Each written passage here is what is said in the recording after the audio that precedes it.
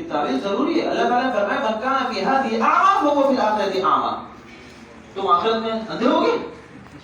جو دنیا میں اندھا ہوگا وہ آخرت میں بھی کیا ہوگا؟ اندھا ہوگا. تو اس کا مطلب ہے کہ آپ آخرت میں کیا ہوں گے؟ تو اس آیت میں جب تک تعبیر نہیں کریں گے نا تو آپ جنت میں جو ہے وہ آنکھوں کے ساتھ نہیں جائیں گے.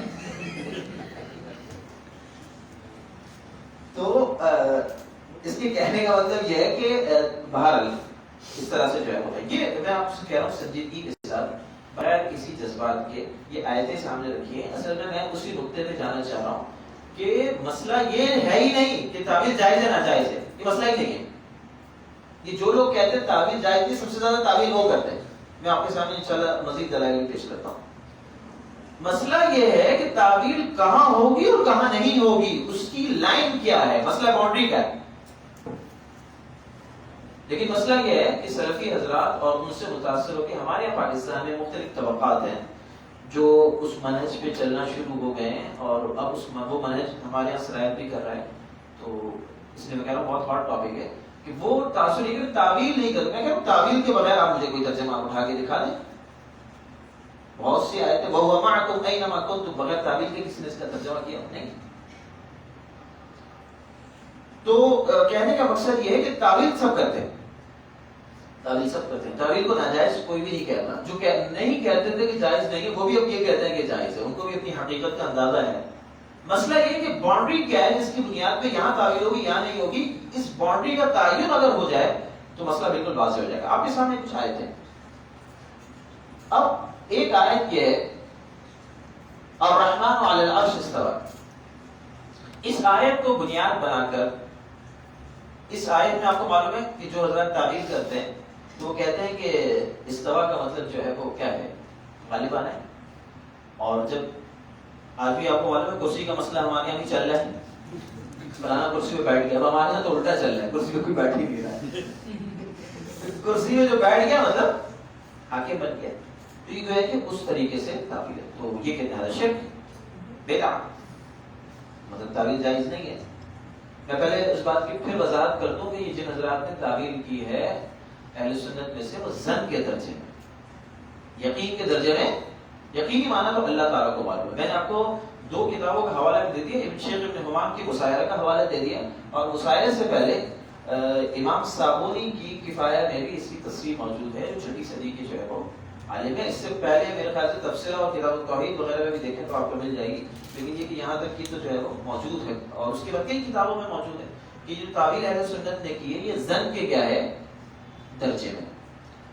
تو ظن کے درجے میں کرتے ہیں کہ نہیں جائز نہیں صحیح ہے.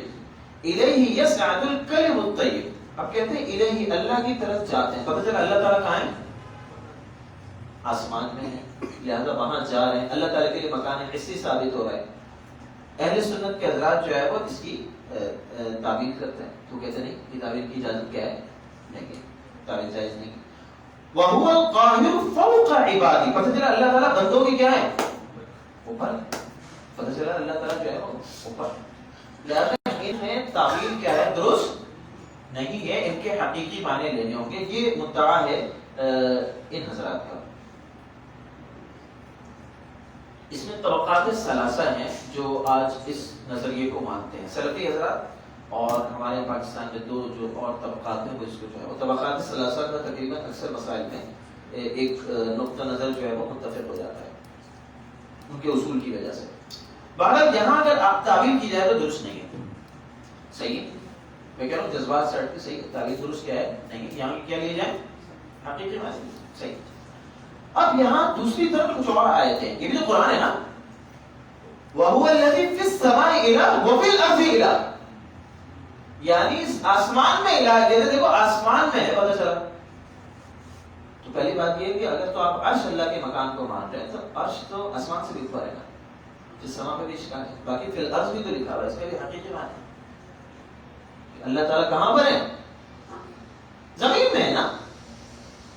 اب آپ ان حضرات سے بولیں گے تو یہ کہیں گے نہیں, اس کا مطلب ہے کہ اللہ کا علم ہے. تو ابھی تو درستی نہیں ہے نا.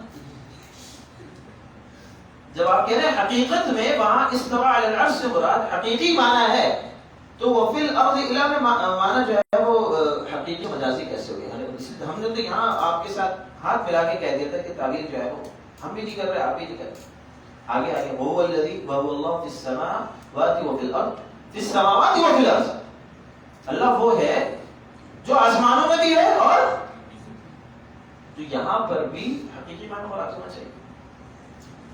وَنَحْنُ أَقْرَبُ إِلَيْهِ مِنْ حَبْلِ الْوَرِيدِ، یہاں تو بالکل انسانوں کو کہہ دیا گیا ہے کہ اب شہرک سے زیادہ کیا ہے. کہہ رہے ہیں اس کا مطلب ہے کہ اللہ علم سے، بھائی علم کہاں سے آ گیا؟ تعبیر تو کرنی نہیں ہے. وہاں استوا میں جب کہا کہ اللہ تعالیٰ استوا ہے یعنی اپنے غلبے کے ساتھ، اپنی قدرت کے ساتھ، تو آپ نے کہا تعبیر ہوگی. ہم صفت قدرت کو لے کے آئے تھے، تو آپ صفت علم کو کیوں لے کے آ رہے ہیں؟ یہاں پہ بھی آپ نے صفت کی تعبیر کر دی. اچھا وَنَحْنُ أَقْرَبُ إِلَيْهِ مِنْ حَبْلِ الْوَرِيدِ وَنَحْنُ أَقْرَبُ إِلَيْهِ مِنْكُمْ وَلَكِنْ لَا تُبْصِرُونَ وَهُوَ مَعَكُمْ أَيْنَمَا كُنْتُمْ اور كُلُّ شَيْءٍ هَالِكٌ إِلَّا وَجْهَهُ. اس کی آپ کو معلوم ہے کہ کیسے جو ہے وہ کوئی تعبیر کرے گا، یعنی اس کی تعبیر اگر نہیں کریں تو اس کا کیا معنی ہے؟ سب چیزیں ہلاک ہو جائیں گی سوائے اللہ کی چاہے. اس کا مفہوم کیا نکل رہا ہے؟ اب آپ اس کو بول بھی نہیں سکتے ہو. اگر بچ سے مراد آپ حقیقی معنی مراد لے لیتے ہیں تو بچ کے بعد پھر صاف یہ کیا ہے؟ نعوذ باللہ ثم نعوذ باللہ ثم نعوذ باللہ، یعنی ان الفاظوں کو بولا بھی نہیں جا سکتا. تو آپ کہہ رہے ہیں کہ بچ سے مراد ذات ہو، اللہ کی ذات کیا رہے گی؟ باقی رہے گی، باقی تمام چیزیں ہلاک ہو جائیں گی. تو ذات تو قرآن میں نہیں لکھا. قرآن میں تو کیا لکھا ہوا ہے؟ اور تعبیر کی تو اجازت ہی نہیں. اس لیے میں پھر کہہ رہا ہوں ڈبل اسٹینڈرڈ نہیں ہونے چاہیے.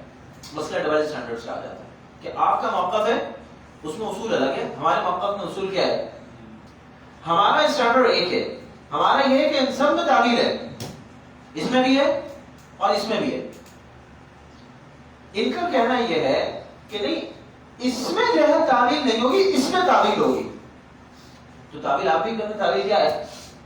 ہم بھی کر رہے ہیں. اچھا ایک بڑا اہم نقطہ ہے، اس کو ذرا دیکھیں. دیکھیں وَهُوَ الْقَاهِرُ فَوْقَ عِبَادِهِ، یہاں فوق سے مراد یہ حضرات اس پہ اصرار کرتے ہیں کہ فوق سے مراد فوقیت حسیہ ہے، کہ اللہ تبارک و تعالی حسن اوپر ہے. اچھا ہم کہتے ہیں کہ فوقیت سے مراد غلبے کے اعتبار سے، قہر کے اعتبار سے. تھوڑا سا غور کریں، وَهُوَ الْقَاهِرُ ساتھ کھڑا ہوا ہے اور یہ اس بات کا قرینہ موجود ہے وَهُوَ الْقَاهِرُ فَوْقَ عِبَادِهِ بِقَهْرِهِ. اچھا وَهُوَ مَعَكُمْ أَيْنَمَا كُنْتُمْ کی تعبیر کر رہے ہیں وَهُوَ مَعَكُمْ بِعِلْمِهِ، علم یہاں موجود نہیں ہے، ساتھ موجود نہیں ہے. یعنی اگر ان دو آیتوں میں ایک جگہ قہر کی تعبیر ہو رہی ہے، دوسری جگہ علم کی ہو رہی ہے، تھوڑا سا سب سے قطع نظر کر کے اگر تعبیر آپ یعنی ایک میں کرنی ہے، لیکن دو چار سے ایک دونوں میں کریں. اگر ایک میں کرنی ہے تو وَهُوَ الْقَاهِرُ فَوْقَ عِبَادِهِ زیادہ راجح ہے کہ اس میں تعبیر کی جائے نہ کہ وَهُوَ مَعَكُمْ أَيْنَمَا كُنْتُمْ ہے. یعنی اگر آپ مصری ہیں کہ ایک میں تو کرنی ہے تو پھر وَهُوَ الْقَاهِرُ فَوْقَ عِبَادِهِ میں ہونی چاہیے. اس لیے کہ یہاں قرینہ کیا ہے؟ ساتھ موجود ہے. وَهُوَ مَعَكُمْ أَيْنَمَا كُنْتُمْ میں ساتھ قرینہ موجود نہیں ہے. کہیں اور سے آپ کوئی قرائن لے کے آئیں گے تو تعبیر کریں تو تعبیر کو جائز کرا دینا. لیکن بات یہ ہے کہ اگر دونوں میں سے کرنی ہے تو دونوں میں کریں، ایک میں کرنی ہے تو وَهُوَ الْقَاهِرُ میں کریں. لیکن یہ وَهُوَ الْقَاهِرُ میں جو کریں گے اس میں نہیں کر دیتے کہ وَهُوَ الْقَاهِرُ میں، باقی وَهُوَ مَعَكُمْ أَيْنَمَا كُنْتُمْ نہیں جو ہے وہ کریں گے. اب ایک اور آیت دیکھ لیں، نیچے جو ہے وہ فرعون سے متعلق آیت ہے وَنَسْتَحْيِي نِسَاءَهُمْ وَإِنَّا فَوْقَهُمْ قَاهِرُونَ. یہ فرعون نے کہا تھا. کیا یہ فوقیت حسی تھی؟ اس سے لوگ بیٹھے ہوئے تھے ان کے اوپر، جو ملا قوم فرعون ہے اس نے یہ کہا تھا نا بنی اسرائیل کے بارے میں کہ وَإِنَّا فَوْقَهُمْ قَاهِرُونَ. تو فوقہم سے مراد یہ فوقیت حسی ہے. وَفَوْقَ كُلِّ ذِي عِلْمٍ عَلِيمٍ. کتنی آیتیں ہیں. اور ابراہیم علیہ السلام نے کیا کہا تھا کہ انی ذاہب الی ربی، جب وہ جا کہاں رہے تھے؟ واقعہ تو معلوم ہے نا کہ شام کی طرف جا رہے تھے، تو انہوں نے فرمایا میں جا رہا ہوں اپنے رب کے پاس. تو اب آپ کیا کہیں گے؟ یعنی میں اپنے رب کے نے جو حکم دیا ہے اس کے مطابق جا رہا ہوں نا. تعریف کریں اس کا مطلب تو یہ کہ آپ عرش پہ گئے تھے کیا؟ جب آپ مکان ثابت حقیقی معنی مراد ہے نا، الی ربی سے حقیقی معنی مراد لینا، تعریف کیوں کر رہے ہیں؟ اس لیے میں آپ سے یہ کہہ رہا ہوں آج تک کوئی ترجمہ یا تفسیر بغیر تعویل کے لکھی نہیں گئی. یہ بات جذبات میں یہ ویسے نہیں کہہ رہا، میں نے کئی ترجمے دیکھے ہیں، میں نے اہل حدیث حضرات کے تراجم بھی دیکھے، بڑے پڑے تعویل سے، بڑے پڑے تعویل سے، تعویل ہی تعویل ہے. اس لیے کہ یہ جو آیات ابھی یہاں چند آیتیں رکھی ہیں، ورنہ آپ اس طرح کی آیتیں بہت ساری ہیں. تو اب سوال جو پیدا ہو رہا ہے کہ یعنی اصل بات یہ کہ یہ کہتے ہیں، جیسے میں نے آپ کو کہا نا کہ یہ جو سیکولرزم کے بارے میں نے آپ کو ایک طریقہ بتاؤ کہ آپ لوگ جہاد کرتے ہیں صحیح نہیں، ظلم ہے. ہم کہتے ہیں نہیں ہم لوگ تو جہاد نہیں کرتے، اور انہوں نے جہاد چھوڑ ہی دیا. بات یہ تھی کہ بھائی جہاد تو آپ کرتے ہیں، آپ 100 سال سے جہاد کر رہے ہیں، ہم لوگ نہیں کر رہے، اس لیے وہ غالب ہے، ہم مغلوب ہیں. ہم پہلے جہاد کر رہے تھے، سیدھا یہ بے احترام سے لے کے اب آپ کی اصطلاح میں وہ جہاد، اس لیے کہ اعتبار تو مانے کا ہوتا ہے نا، تو آپ اپنے مذہب کے لیے جہاد کر رہے ہیں. پورے کانسیپٹس موجود ہیں بھائی اس میں. حتیٰ کہ دیکھیں جو ہمارا کانسیپٹ ہے نا حربی کا اور ذمی کا، حربی ہمارے یہاں کیا ہوتا ہے؟ مباح الدم ہوتا ہے نا. اب یہ بات شاید کسی کو ناپسند گزرے، لیکن یہ میں ان کے مذہب پہ بات کر رہا ہوں. اور وہ فلسطین والوں کو جو کر رہے ہیں نا وہ مباح الدم ہے ان کے مذہب کے مطابق. وہ اپنے مذہب کے مطابق بالکل صحیح کر رہے ہیں، آپ ان کا مذہب نہیں سمجھ رہے. آپ ابھی تک جو لالی پاپ انہوں نے دیا ہوا تھا اسی کو چبا رہے کہ یہ انسانیت کے حقوق کے چیمپئن ہیں. تو ان کا اپنا جہاد کا تصور ہے، ان کے یہاں حربی اور ذمی کا اپنا تصور موجود ہے. جو آپ کہہ رہے ہیں دیکھیں مسلمانوں کے ساتھ کتنا اچھا کر رہے ہیں، جو امریکہ میں وہ تو ذمی ہے، ان کے ذمی ہے نا، ان کی بات مان رہے ہیں. جہاں سے تھوڑا سا آگے پیچھے کریں گے وہ آپ کہیں گے وہ فائر کر دیں گے. اور یہ ان کے نزدیک حربی ہیں، تو اپنے مذہب کے مطابق، یہ تو ان کے مذہب میں سارے کانسیپٹ موجود ہیں جس پہ انہوں نے ہمارے مذہب پہ اعتراض کیا ہے. لہذا ایک تو یہ کہ ہم اپنے مذہب کا دفاع کرتے ہیں اور کریں گے، لیکن اس میں آگے بڑھ کے بات یہ ہے کہ یہ ساری تو آپ کر رہے ہیں، آپ ہمیں کس منہ سے کہہ رہے ہیں. لہذا یہاں یہ جو حضرات ہیں سلفی حضرات، یہ تعویل کی مذمت میں اتنی بات کرتے ہیں. میں آپ کو کہہ رہا ہوں کہ تعویل تو آپ ہم سے زیادہ کرتے ہیں. یہ مطلب بدیہی بات ہے، کامن سینس کی بات ہے. یہ آیتیں دیکھ لیں، قرآن مجید کے تراجم دیکھ لیں، تعویل آپ ہم سے زیادہ کرتے ہیں. تو یہ بات تو کلیئر ہے کہ تعویل سب کرتے ہیں. اب بات یہ ہے کہ قانون التعویل، جیسے امام غزالی رحمۃ اللہ علیہ نے کتاب لکھی نا کہ تعویل کی بنیاد کیا ہوگی. اصل وہ لائن کی بات ہے. لائن کیا ہے؟ ہم نے لائن آپ کو ابھی بھی بتا دی، ابھی پھر بتا دیں. ہمارے یہاں لائن محکمات ہیں جس کو قرآن نے خود جو ہے وہ بیان کیا. کچھ محکمات ہیں، کچھ کیا ہے؟ محکمات کو ہم بنیاد بنائیں گے اور اس بنیاد پر جو متشابہات ہیں وہ ہمارے یہاں ظنی ہیں، اس کو ہم جو ہے وہ تعویل کریں گے. لہذا جو آیتیں اللہ تعالیٰ کی تنزیہ کی آیتیں، لیس کمثلہ شیء ولم یکن لہ کفوا احد، یہ ساری محکمات ہیں. میں آگے جانے سے پہلے بات آ گئی وہ بتانا ضروری سمجھ رہا ہوں. یہ سمجھانے کے لیے صرف مثال بتا رہا ہوں بھائی، اس کو ایسے نہ آپ لوگ کچھ کہیں کہ میں نے توہین کر دی. میں سمجھانے کے لیے جو ہے نا مثالیں ہوتی ہیں، صرف وہ تشبیہ نہیں ہوتی، بلا تشبیہ ہوتی. جیسے کہ ہوائی جہاز لینڈ کرتا ہے نا، تو آپ کے پاس رن وے ہوگا تو لینڈ کرے گا. رن وے نہیں ہے تو لینڈ کیسے کرے گا؟ آپ کو رن وے بنانا چاہیے تو جہاز آپ کے یہاں کیا کر رہے ہیں. تو قرآن مجید کی بعض آیتیں ایسی ہیں کہ وہ پہلے ہمارے ذہن میں آنا ضروری ہے، پھر ساری جو ہے نا یوں اترتے جائیں گی. اس لیے بچوں کو خاص طور پہ ابتدا سے جو ہمارے یہاں تربیت ہے اس کا حصہ ہے کہ جو بنیادی محکمات آیتیں ہیں وہ بچوں کو ابتدا سے بنائیں. بچوں کو عقیدے میں وہ بچوں کا عقیدہ اس طرح سے بنانا چاہیے. پہلے خواتین بناتی تھیں، اب تو خواتین اپنے جو ہے وہ میک اپ میں اور موبائل میں لگی ہوئی ہیں، تو ان کو فرصت ملے گی تو کیا ہے. کچھ خواتین بھی یقیناً سن رہی ہیں. میری گزارش یہ ہوگی کہ تربیت کر کوئی نہیں، بچے کو موبائل دے دیا، بچہ موبائل میں لگا ہوا ہے، اماں کہیں اور لگی ہوئی ہے. بہرحال بچوں کی تربیت کی ضرورت ہے کہ انہیں محکمات بتائی جائے. محکمات کیا ہے؟ لیس کمثلہ شیء. جب بچے کو ابتدا سے یہ بات ہوگی لیس کمثلہ، یہ اس کا نظریہ بن گیا. اب جتنی متشابہ آیتیں اس کو بتاتے ہیں وہ بچہ سمجھ جائے گا خود. یہ ساری آیتوں کا مفہوم کوئی آپ کو علم کلام کچھ پڑھانا نہیں پڑے گا اس کو. اسی طریقے سے ان اللہ علی کل شیء قدیر، بار بار اللہ نے بتایا ان اللہ علی کل شیء قدیر، اللہ تعالیٰ ہر چیز پر قادر ہے. بہت سارے مسائل اور کانسیپٹ جو ہے اس آیت سے کلیئر ہیں اگر وہ ان اللہ علی کل شیء قدیر کو سمجھے. ان اللہ بکل شیء علیم. اور آپ دیکھیں گے کہ اس طرح کے کانسیپٹ کی جو آیتیں ہیں قرآن نے بار بار ان کو دہرایا تاکہ مسلمان کے ذہن میں چاہے. اور آج یہ جو آیت ہے لا يسأل عما يفعل وهم يسألون، یہ افعال باری تعالیٰ سے متعلق ہے جو آگے بحث آ رہی ہے ہماری. یہ آج مسلمانوں میں جو الحاد و تحریت پھیل رہی ہے نا، اس میں ہمارے نظام تربیت کا بھی ایک بڑا وہ ہے. ہمارے یہاں ایک یہ ہے کہ جب کینسر پورا آخر میں پہنچ جاتا ہے نا، ولید ہو گیا اب علاج کریں گے، اور بھائی پیچھے اس کو نزلہ زکام کھانسی جو ہو رہا ہے اس وقت تو آپ سنبھالیں نا اس کو. یعنی اس لیے یہ یاد رکھیے گا، ہمارا ادارہ ہے معہد الشروق الاسلامی، وہاں ہم جب کام کر بھی رہے ہیں تو ہمارا جو ہدف ہے وہ یہی ہے کہ صرف الحاد کا رد جو ہے یہ یعنی صرف آپ یہ کام کریں گے تو یہ مسئلے کا حل نہیں ہے.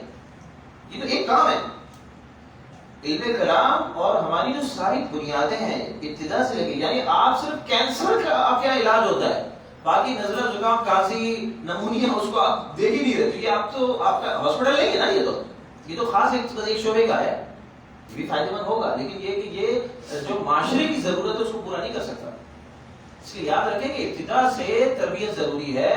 عورتوں کو پھر لازم ہے کہ وہ اپنے بچوں کو یہ، اور اصل میں جو آج ہے نا یہ جو آیت کہہ رہا لا یسأل عما یفعل وهم یسألون، یہ ابتدا سے بچوں کے ذہن میں کہ اللہ کے کسی کام پہ فعل پر سوال نہیں اٹھایا جاتا، اور اس کے دلائل ہیں، اس کی بنیادیں.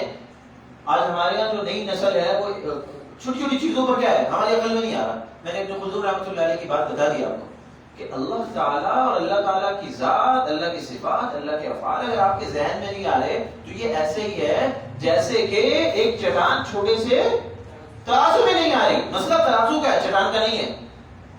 لہذا سمجھ میں آ رہا ہے تو بھی عمل کریں، نہیں آ رہا ہے تو بھی عمل کریں. یہ ابتدا سے ایک ذہن بنانے کی کیا ہے ضرورت ہے. بہرحال کی طرح جائیں تو بات پتہ نہیں یہ کہاں سے کہاں نکل گئی، کچھ بتائیں مجھے کیا بات چلے گی. محکمات کی بات چلے گی. محکمات کا میں نے آپ کو کہا کہ ابتدا سے جو ہے وہ تو ہمارے یہاں تعبیر کا اصول موجود ہے. محکمات بنیادیں، محکمات میں کیا ہے لیکن سکن اس لیے شیء. سورہ اخلاص دیکھیں، سورہ اخلاص کی جو فضائل ہے نا وہ صرف ایسا نہیں ہے. سورہ اخلاص نے کتنے بڑے بڑے مسائل حل کیے جس کو کوئی فلسفہ اور بڑی بڑی کتابیں حل نہیں کر پائی. یعنی انسانی عقل جن چیزوں کو حل نہیں کر پائی نا، اس کا سکون اور اس کا چین جو انسان کی عقل کو ملتا ہے وہ سورہ اخلاص کے مضامین سے ملتا ہے. آپ اس کو صرف پڑھتے رہیں تو آپ کہیں گے یار کیا ہے یہ. جیسے قرآن مجید کی ایک آیت ہے نا لا یکلف اللہ نفسا الا وسعها. میں اگر آپ کو کہوں کہ زندگی میں کتنے مقامات پر میرا اپنا ٹوٹنے لگا تو اس آیت نے اٹھا دیا کیا، اور اس آیت پہ ہمارا عمل نہیں ہوتا. ہماری جو وسعت میں ہے وہ ہمیں کرنا چاہیے، جو وسعت میں نہیں ہے وہ اس کے مکلف نہیں ہے، اور جو وسعت میں ہے وہ نہ کرے تو یہ کوتاہی ہے. ہم سمجھتے ہیں کہ 100% کریں گے تو کریں گے ورنہ کچھ نہیں کریں گے. نہیں نہیں نہیں، آپ جتنا کر سکتے ہیں 20% کر سکتے ہیں اس کے مکلف ہے. تو بہرحال تو اس طرح کی جو آیتیں ہیں محکمات وہ بنیادیں، باقی متشابہات جو ہیں اس میں ہمارے یہاں کیا ہوگی ذنی تعویل ہوگی. یہ ہمارا جو ہے وہ اصول ہے. اچھا تھوڑا سا ذرا ڈیٹیل میں جائیں گے نا تو یہ جو سلفی حضرات ہیں یا میں نے آپ کو کہا جو دوسرے دو طبقات اور ہیں ان سب کا منہج بھی یہی ہے. یہ بھی کہتے ہیں کہ محکمات میں تعویل نہیں ہوگی، متشابہات میں تعویل ہوگی. میں آپ کو ایک نص دے رہا ہوں، شیخ ابن باز کی تصریح موجود ہے، وہ تصریح ان کی کتابیں موجود ہے، اور نسائی کی شرح ہے ذخیرۃ العقبہ، 42 جلدوں میں بڑی مشہور شرح ہے ذخیرۃ العقبہ. اس میں ایک جگہ پر جو وہ حدیث ہے کہ انسان جب قبلے کی طرف تھوکتا ہے تو نہیں تھوکنا چاہیے، وہ جو روایت ہے اس میں جس کو کہا جائے کہ حافظ ابن حجر رحمۃ اللہ علیہ پر رد کیا ہے. شیخ ابن باز نے بھی رد کیا ہے اور ذخیرہ والد صاحب ذخیرہ نے بھی رد کیا ہے. شیخ ابن باز نے وہاں پر اہل سنت کا نقطہ نظر بیان، حافظ ابن حجر نے اہل سنت و جماعت کا اشاعرہ کا جو نقطہ نظر بیان کیا ہے اس کو رد کیا ہے. اور وہاں شیخ ابن باز کی صریح نص موجود ہے کہ استوى علی العرش کی جو آیت ہے من المحکمات القطعیات التي لا تحتمل ادنى تاویل، انہوں نے تصریح کی کہ ثم استوى علی العرش جو ہے یہ محکمات میں سے ہے، یہ قطعیات میں سے. یہ میں اس سے حوالہ دے رہا ہوں کہ آپ دیکھ سکتے ہیں. اس کے بعد انہوں نے لکھا ہے کہ اس کے مخالف جو بھی نصوص آئیں گے ان میں تعویل کی جائے گی. یعنی انہوں نے منہج بالکل واضح طرح سے بتا دیا کہ جس کو کہا جائے کہ استواء العرش ہے، استواء بذاتی ہی جو ہے یہ قطعی ہے، یہ محکم، اس میں تعویل نہیں ہوگی. اس کے علاوہ تمام نصوص میں جو ہے وہ تعویل ہوگی. لہذا آپ سمجھ رہے ہوں کہ باؤنڈری کیا آ گئی. باؤنڈری اصل میں یہ آ گئی کہ یہ آیات جو اللہ تعالیٰ کے لیے آزاد ثابت کر رہی ہیں یہ قطعی، یہ محکم ہے یا متشابہ. ہمارا کہنا ہے متشابہ. یہ حضرات چونکہ اتنی تصریحات موجود ہیں لہذا دبے الفاظوں میں کہتے ہیں. لیکن اب جو ان کے وہ حضرات ہیں جو اصل مذہب جانتے ہیں وہ بالکل کھل کے بھی کہتے ہیں کہ یہ سارے محکمات ہیں، اس کے علاوہ آیتیں جو ہے وہ متشابہات ہیں. یعنی یہ بڑا عجیب ہو گیا کہ جو محکمات تھیں وہ متشابہات ہو گئی، جو متشابہات تھی کیا ہے وہ محکمات ہو گئی. تو اصل باؤنڈری یہ ہے کہ متشابہات کیا ہے اور محکمات کیا ہے. ہمارے پاس بڑے دلائل موجود ہیں اور یہ لمبی تفصیل ہے. آخری پوائنٹ یہ پوائنٹ یہ نہیں ہے کہ تعبیر جائز ہے نہ جائز ہے. محکمات میں کوئی تعبیر نہیں کرتا، متشابہات میں سب کیا کرتے ہیں تعبیر کرتے ہیں. مسئلہ یہ ہے کہ یہ آیتیں متشابہات ہیں یا نہیں ہیں. آپ کو معلوم ہے اس پہ تواتر موجود ہے کہ یہ ساری آیتیں جو ہیں متشابہات میں سے. اور میں نے آپ کو اس کے لیے ایک بڑی پیاری دلیل بتائی کہ ان کو صفات متشابہات کہنا خود اس بات کی دلیل ہے کہ ان کے حقیقی معنی مراد کیا ہے نہیں ہے. اور مجسمہ کا جو رد ہے اور مجسمہ نے سلف نے جو رد کیا وہ خود اس بات کی دلیل ہے کہ یہ آیتیں جو ہے وہ محکمات میں سے نہیں ہیں. امام مالک رحمۃ اللہ علیہ سے جب پوچھا گیا تو وہ کتنے غصے میں آ گئے. اگر یہ محکمات میں سے ہوتی تو ان کا جو تعصب تھا اور انہوں نے کہا کہ یہ صاحب بدعت ہے، اس کو یہاں سے نکال دو. انشاءاللہ ان کے نسبت میں گفتگو کرتا ہوں. وہ بھی اس بات کی دلیل ہے کہ سلف کے نزدیک بھی یہ آیتیں کیا تھی متشابہات میں سے. تو اصل پوائنٹ یہ ہے، لیکن اس پوائنٹ پہ یہ حضرات اس طرح سے گفتگو نہیں کرتے اپنے مذہب کو اس طریقے سے. یعنی ہر جو اہل سنت والجماعت کے مخالف ہیں، سیکولرزم ہو جائے یہ ہو جائے، یہ اپنے نقطہ نظر کو اس طرح سے جو ہے وہ چھپاتے ہیں. بہرحال یہ تو متشابہات کی بحث آ گئی. اب آپ یہ کہیں گے کہ اس متشابہات اور اس بحث کا آج کے دور سے کیا تعلق ہے؟ آج کے دور سے اس کا بہت اہم تعلق ہے. آج جو سیکولرزم اور الحاد اور ایتھیزم کھڑا ہے اس کو آپ مجسمہ کے نقطہ نظر پر آپ دفاع نہیں کر سکتے اسلام کا. جب آپ اللہ تعالیٰ کے بھی مکان مانیں گے تو ہزاروں اشکالات کیوں آ جائیں گے. ابھی حال ہی میں کچھ عرصے پہلے ایک جس کو کہا جائے کہ ڈیبیٹ ہوئی شکاگو میں غالباً یا واشنگٹن میں تھی کراچی میں. مفتی یاسین ندیم باجی صاحب مشہور صاحب ہیں، مشہور کام کر رہے ہیں ہماری طرف سے. اویس اقبال جو پاکستان کا ایک مشہور دہریہ ہے، اینکر ہے، اس سے جو ہے ان کی ڈیبیٹ ہوئی. آپ میں سے بہت سے حضرات نے وہ سنی ہوگی، جنہوں نے نہیں سنی انہوں نے سننا چاہیے. ان کو اندازہ لوگ کہتے ہیں نا کہ علماء کیا کرتے ہیں. جاوید احمد غامدی صاحب کہتے ہیں کہ مدارس سے کیا پیدا ہوا. جاوید احمد غامدی صاحب کا مناظرہ ہوا تھا اویس اقبال سے. اویس اقبال نے لٹا دیا تھا، جواب نہیں دے پائے جاوید احمد غامدی صاحب. کیونکہ نا لاجک ہے، یہ کچھ نہیں ہے، کوئی بنیاد نہیں ہے، صرف وہ ظاہری سی لفاظ یہ. یاسین ندیم باجی صاحب کے سامنے وہ بالکل ایسا لگ رہا تھا کہ ایک بچہ ہوتا ہے وہ بیٹھا ہوا ہے. اویس اقبال اتنا بڑا دہریہ ہے، اس کو لاجواب کر. جنہوں نے نہیں سنا ان کو سنائیں. تو لوگ کہتے ہیں کہ مدارس نے کیا پیدا کیا. مدارس نے یہ پیدا کیا کہ مدارس کا ایک ادنا سا طالب علم، ایک ادنا سا ایک بندہ ہے جس نے جا کے جس جاوید احمد غامدی صاحب جن کے سامنے بات نہیں کر پائے، چت لیٹ گئے اس دہریے کو جو ہے. لیکن وہ کس بنیادوں پہ کیا؟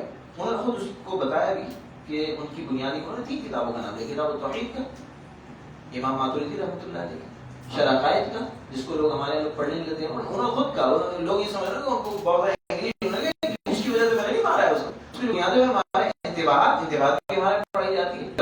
کتاب امام ماتوریدی انہوں نے بھی زیادہ کتابیں استعمال نہیں کری. یہ تو کچھ بھی نہیں ہے علم کلام جو انہوں نے استعمال کیا. لہٰذا وہ جب اس لیے لیٹ گیا کہ سمجھے ذرا اللہ تعالیٰ مکان و زمان سے پاک ہے. یعنی یہ مقدمہ اتنے مضبوط بنیادوں پر اب کیا کریں. اس لیے جب کسی چیز کو آپ مکان میں لیا ہے نا تو ساری سائنس لگے گی، ساری سائنس کو جو ہے وہ کیک آؤٹ کر دیا. یعنی یہ مقدمہ آپ دیکھیں بہت مضبوط بنیادوں پر مقدمہ قائم کیا ہے متکلمین نے. لہذا جب آپ اللہ کے لیے مکان ثابت کریں گے تو خود بخود سائنس ایکٹیو ہوگی اور اس کے جو اشکالات آئیں گے تو پھر آپ پاگل ہو جائیں گے کہ یار یہ کیا ہو رہا ہے.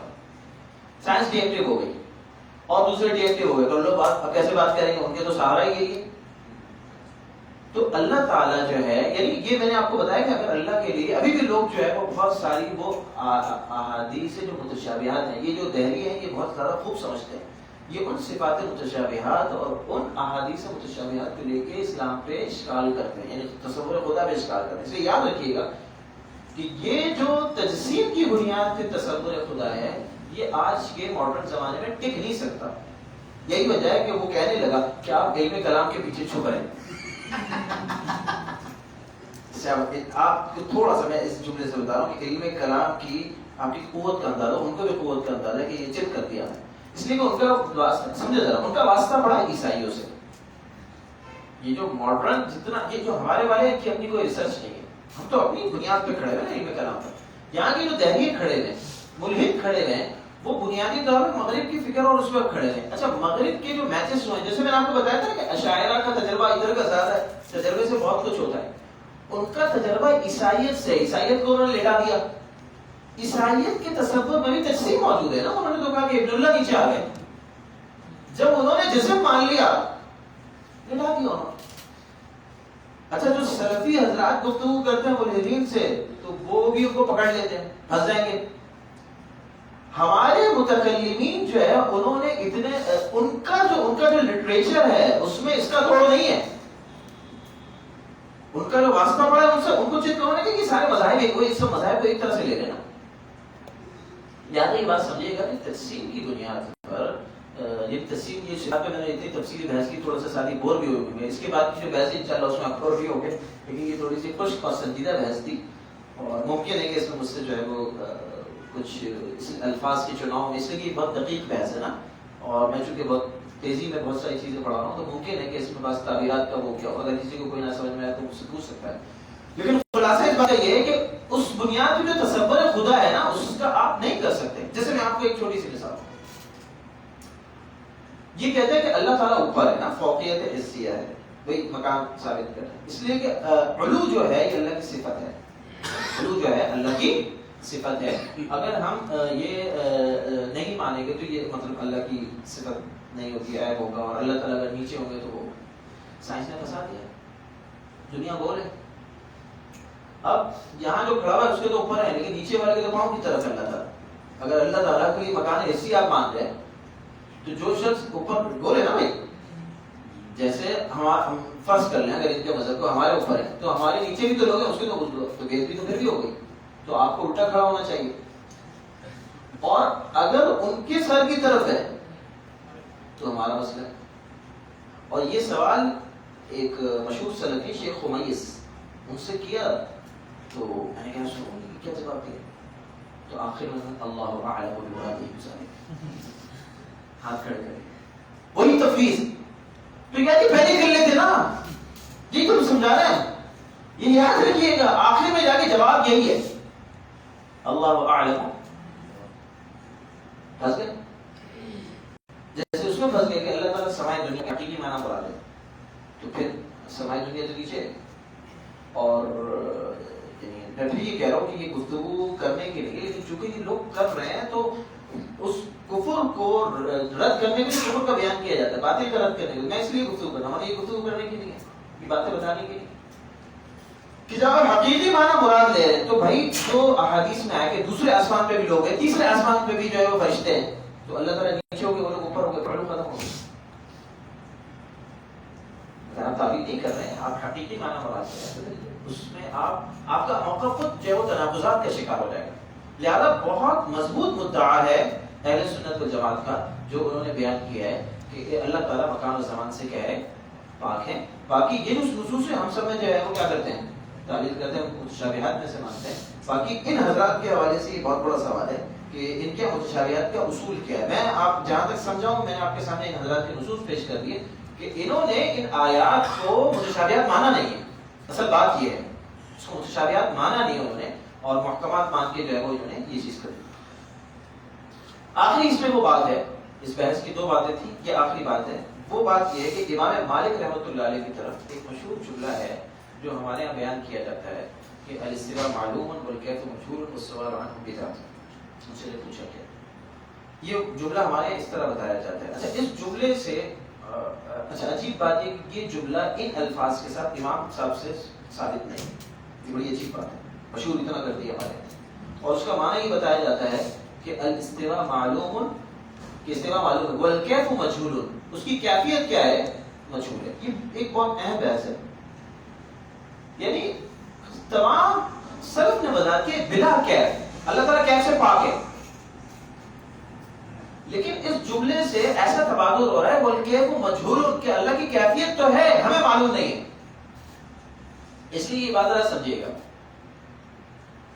کیا عقیدہ ہے، کیا نظریہ ہے کہ اللہ تعالیٰ کے لیے کیفیت ہے لیکن ہمیں کیا ہے معلوم نہیں ہے، یا اللہ تعالیٰ کیفیت سے پاک ہے.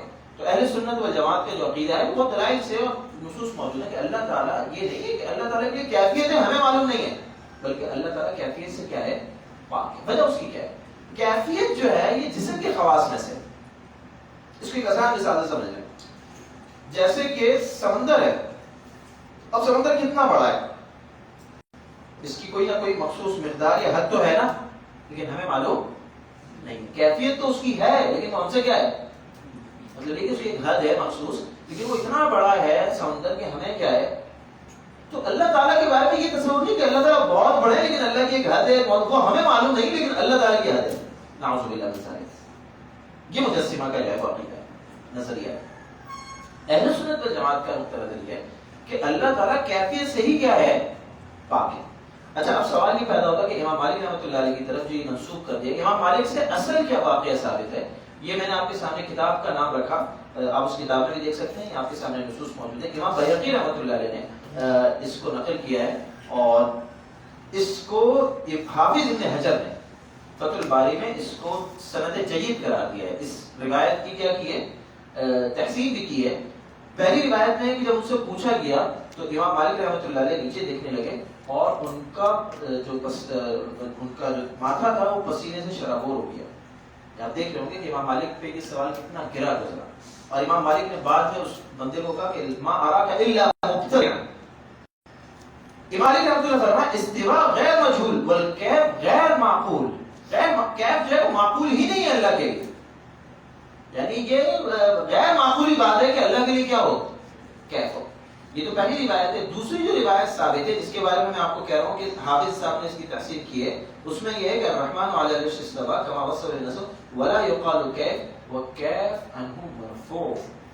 اللہ تعالیٰ کیفیت سے پاک ہے. اس میں یہ نہیں کہ اللہ کی کیفیت ہے، وہ کیفیت ہمیں معلوم نہیں ہے، بلکہ یہ بالکل صحیح روایت ہے کہ وكيف عنه مرفوع.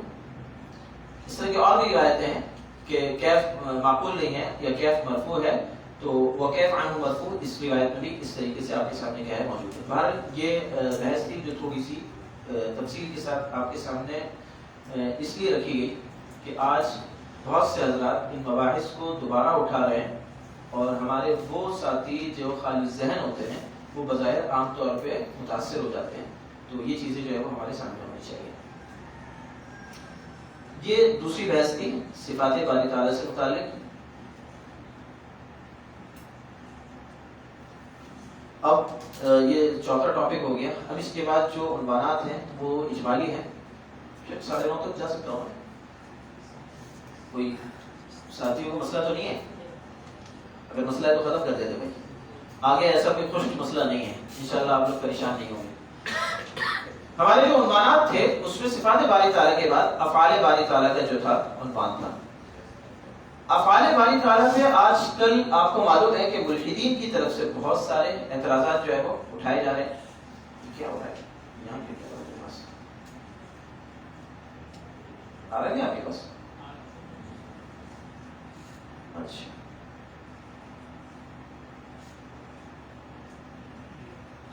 آگے صحیح. افعال باری تعالیٰ سے متعلق بہت سارے اشکالات جو ہے وہ اٹھائے جا رہے ہیں، تو اس سے متعلق میں تھوڑی سی تفصیل رکھوں گا تاکہ جدید الحاد کے تناظر میں بھی آپ جو ہے وہ اس کا جواب دے سکیں. پہلی بات تو ہے کہ اللہ تعالیٰ کے جتنے بھی افعال ہیں وہ اختیاری ہیں، استراری نہیں ہیں. یعنی اللہ تعالیٰ نے جو بھی اصل میں استراری ماننے کا مطلب یہ ہے کہ یہ ساری کائنات بھی جو ہے اللہ تعالیٰ نے جو پیدا کی ہے، اللہ تعالیٰ اس کے پیدا کرنے میں کیا ہے، مجبور ہے. تو ایسی بات نہیں ہے، بلکہ اللہ تعالیٰ نے اپنے اختیار سے اپنے ارادے سے جو ہے وہ پیدا کیا ہے. اچھا اللہ تعالیٰ کی صفات قدیم ہے، البتہ ان کا تعلق جو مخلوقات سے ہے وہ کیا ہے، حادث ہے. اور یہی تعلق کی بنیاد پر جو ہے وہ افعال باری تعالیٰ کا سلسلہ ہے. میں اس کو تھوڑا سا ایک مثال سے سمجھاتا ہوں. لیکن سورج جو ہے وہ ہر وقت موجود ہے، لیکن ابھی جس جگہ پہ ہم بیٹھے ہوئے ہیں زمین کے اس حصے پہ سورج نہیں پڑ رہا، لہذا رات ہے. لیکن جب زمین گھومے گی اور صبح ہوگی تو صبح کے وقت جس کو کہا جائے کہ ہماری زمین کا تعلق کس سے ہوگا؟ سورج سے ہوگا. تو اب دیکھیں سورج تو ہر وقت ہے, سورج کی کرنیں بھی ہر وقت موجود ہیں, لیکن ہمارا تعلق جو ہے جب ہوگا تو اس وقت جو ہے وہ ہماری زمین روشن ہوگی. اس مثال سے یہ بات سمجھ میں آ جاتی ہے کہ اللہ تعالیٰ ہمیشہ سے ہے, اور اللہ تعالیٰ کی صفت قدرت, ارادہ, یہ سب بھی کیا ہے؟ ہمیشہ سے. لیکن مخلوق سے اس کا تعلق کیا ہوا ہے؟ جب ہوا ہے تو اس وقت جو ہے وہ مخلوقات کیا ہوئی ہیں؟ پیدا ہوئی ہیں. دراصل یہ اس اشکال کا جواب ہے کہ بھئی اللہ تعالیٰ کی صفات جب ہمیشہ سے ہیں تو ان صفات کے جو مظاہر ہیں وہ بھی ہمیشہ سے ہونے چاہیے. تو اس کا جواب یہ ہے کہ جیسے سورج تو ہمیشہ موجود ہے, ہر دن موجود ہے, ہر وقت موجود ہے, لیکن زمین ہر وقت روشن نہیں ہو رہی, اس لیے کہ جب اس کا تعلق ہوتا ہے تو اس وقت جو ہے وہ ہوتی ہے. اچھا, جب ہم نے یہ بات مان لی کہ اللہ تعالیٰ کے افعال حادث ہیں اور اللہ تعالیٰ جو ہے افعال اختیار سے کرتے ہیں, تو اختیار کا مطلب کیا ہے کہ بندہ, کوئی شخص, کوئی ذات جو ہے اپنے ارادے سے کام کر رہی ہے. جب ارادہ ہوتا ہے تو ارادے سے, جیسے مثال کے طور پہ آپ گھر بنانا چاہ رہے ہیں, صحیح ہے, یا بریانی بنانا چاہ رہے ہیں, تو آپ اپنے اختیار سے بنا رہے ہیں, تو اس اختیاری فعل سے پہلے آپ کا ارادہ ہوا ہوگا, یعنی آپ نے ارادہ کیا ہوگا کہ بریانی بنانی ہے, آپ نے ارادہ کیا ہوگا کہ گھر بنانا ہے. ارادے کے بعد انسان منصوبہ بندی کرتا ہے, نقشہ بناتا ہے گھر کا. تو اللہ تبارک و تعالیٰ نے بھی جب ارادہ کیا تو اللہ تعالیٰ نے بھی جس کو کہا جائے کہ اس نے نقشہ بنایا, جس کو ہمارے یہاں تقدیر کہتے ہیں, اسلام میں کیا کہتے ہیں؟ تقدیر کہتے ہیں. اور اس نقشے کے مطابق اللہ تبارک و تعالیٰ نے اس کائنات کو بنایا اور اس کائنات کو چلایا. اسی سے تقدیر اور قضاء اور قدر کا جو ہے وہ سلسلہ جو ہے وہ سمجھ میں آتا ہے. اب یہاں آپ کو معلوم ہے کہ تقدیر کو لے کے بھی بہت سارے سوالات ہوتے ہیں, اس پہ تھوڑی سی ہم جو ہے وہ گفتگو کر لیتے ہیں. سب سے پہلی بات تو یاد رکھیے گا کہ جو تقدیر کے حوالے سے سارے اشکالات ہیں نا, وہ اصل میں اشکالات کا منبع کیا ہے؟ منبع یہ ہے کہ ہم اللہ تعالیٰ کی ذات کو اپنے اوپر قیاس کرتے ہیں. وہ کیسے؟ اصل میں ہم اس کو اس طرح سے لیتے ہیں کہ پہلے کی بات لکھی ہوئی ہے کہ ہم گناہ کریں گے تو ہم سے گناہ ہو گیا, لہذا اس کا مطلب یہ ہے کہ جس کو کہا جائے کہ پہلے لکھا ہوا ہے اس لیے ہم کر رہے ہیں, مجبور ہیں. تو یہ جبریہ کا مذہب ہو جاتا ہے. دراصل بات یہ ہے کہ یہ ماضی, حال, مستقبل ہمارے اعتبار سے اللہ تعالیٰ زمانے سے پاک ہے, لہذا اللہ تبارک و تعالیٰ نے جو کیا ہے وہ ایسا نہیں کیا کہ تقدیر کیا کہتے ہیں اللہ تعالیٰ زمانوں میں پابند ہے اس لیے اللہ تعالیٰ نے اس طرح کیا. تو سمجھنے کا نقطہ یہ ہے کہ یہ اشکال جو پیدا ہوتا ہے اس کی بنیاد یہ ہے کہ ہم زمانوں میں ہے تو ہم زمانے کو کہ یہ پہلے لکھا تھا اس لیے یہ ہوا. تو یہ زمانے تو ہمارے اعتبار سے اللہ تعالیٰ ان زمانوں سے کیا ہے؟ ماورا ہے, اور اللہ تعالیٰ ان زمانوں سے کیا ہے؟ پاک ہے. تو پہلی بات تو کیا ہے یہ. دوسری بات وہی آتی ہے, یعنی یہ تو پہلا جو ایک تناظر تھا اس میں نے بات کی. دوسری بات یہ ہے کہ اس کے حوالے سے آپ کو معلوم ہے کہ دو نقطے نظر آتے ہیں, ایک جبریہ کا آتا ہے اور ایک کیا ہے؟ قدریہ کا آتا ہے. مشہور مذاہب ہے. جبریہ قدریہ کا مطلب آپ کو معلوم ہے, وہ کہتے ہیں کہ بندہ خود کیا ہے؟ خالق ہے, اور بندہ خود جو ہے وہ کر رہا ہے. تو اس میں جو وجود والی ہم نے مثال دی اسی سے بات واضح ہو جاتی ہے کہ گویا کہ بندہ جو ہے, یعنی جو بندے کا وجود جو ہو گیا وہ مستقل ہو گیا, جبکہ اس پہ ہم نے بحث کی کہ بندے کا وجود مستقل نہیں ہے بلکہ کیا ہے؟ عارضی. اس پہ دوسرا نقطہ نظر آ جاتا ہے جبریہ کہ انسان کیا ہے؟ مجبور محض ہے. اس کو جس کو کہا جائے کہ علامہ رومی رحمۃ اللہ علیہ نے بڑے پیارے میسج ملتا ہے. علامہ رومی رحمۃ اللہ علیہ نے اس کی مثال یہ دی کہ آپ کسی کتے کو جو ہے نا پتھر مارے, ذرا ہم جنرل لائف کو دیکھ لیں. کراچی کے دوسری کتوں کی بات نہیں ہو رہی, یہ کتا مارے تو بھاگ جائے گا. وہ کسی کتا ہو, جنگلی کتے ہوتے ہیں نا, ان کو مارے وہ پتہ چلے گا کیا کرے گا. تو کتے کو اگر پتھر مارے تو کتا کیا کرے گا؟ آپ کے بل لگے گا. سوال یہ ہے کہ کتے کو آپ لگے یا پتھر لگائے؟ پتھر لگائے نا, اس کو لگا بھی پتھر ہے. آپ تو واسطے کی بات ہے سیکنڈ نمبر پر, فرسٹ نمبر پر تو پتھر ہے. دوسرا اس کو جو خراش آئی ہے اور جسم اس کا جو چھلا ہے وہ بھی پتھر کی وجہ سے چھلا ہے. دونوں کام پتھر نے کیے. آپ کا نظریہ یہ ہے کہ انسان بھی پتھر کی طرح مجبور محض ہے, تو دونوں ایکول تھے, تو کتے کو پتھر کو مارنا چاہیے تھا نہ کہ آپ کو. تو علامہ رومی رحمۃ اللہ علیہ کہتے ہیں کہ کتے کو بھی اتنا معلوم ہے کہ یہ پتھر مجبور ہے، تم مجبور نہیں ہو. کتے میں بھی اتنا سینس موجود ہے، لگا اس کو پتھر ہے، آپ نہیں لگے، اور چوٹ بھی اس کو جو آئی ہے وہ پتھر کی وجہ سے آئی ہے. آپ کا نقطہ نظر یہ ہے کہ پتھر اور انسان برابر ہے، دونوں مجبور ہیں. لیکن کتے کو بھی اتنا، کتے کو بھی جو ہے وہ پتھر کو مارنا چاہیے، لیکن کتے کو اتنا سینس ہے کہ یہ پتھر مجبور ہے، یہ مجبور کیا ہے. تو علامہ رومی کی بات کہاں سے ہے کہ کم از کم کتے کا سینس تو پیدا کرے نا، اتنا سینس پیدا کریں جتنا کس میں، کتے.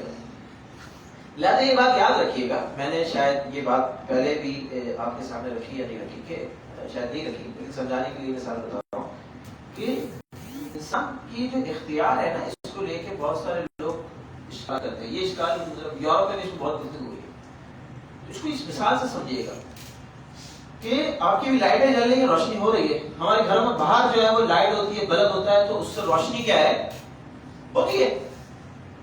لیکن دوپہر کے وقت گھر کے باہر کا بلب جل رہا ہو اور سورج نکلا ہو تو اس بلب کے جلنے کا پتہ ہی نہیں چلتا ہے. اور بعض مرتبہ جو ہے نا وہ صبح بلب نہیں بند کیا جاتا ہے تو وہ چلتا رہتا ہے. ویسے کسی کی نظر پڑ گئی، ارے یار یہ بلب کیا ہے، ویسے گزرنے والے کو نہیں پتہ چلے گا کہ یہ روشنی کس کی ہے، بلب کی ہے. اس کو یہی لگے گا کہ سورج نکلا ہے تو روشنی، سورج کی وجہ سے اتنی روشنی ہوتی ہے کہ باہر کے بلب کی روشنی پتہ ہی نہیں چلتی. لیکن رات کے وقت آپ کی گلی میں جو روشنی ہوتی ہے نا وہ اسی بلب سے ہوتی ہے. اس سے بات پاس ہے. انسان کا جو اختیار ہے نا وہ ناقص ہے، یہ بلب کی طرح ہے. انسان کا تقابل کائنات کی دیگر چیزوں سے کریں تو آپ کو ایسا لگے گا کہ انسان میں بہت اختیار ہے. جیسے رات کی جو روشنی ہوتی ہے وہ بلب سے ہی ہوتی ہے. اچھا اس پہ انسانوں کو اتنا دھوکہ لگا، یورپ کو اتنا دھوکہ لگا کہ وہ سمجھا کہ ہمیں اختیار حاصل ہے، ہم ہی خدا ہے.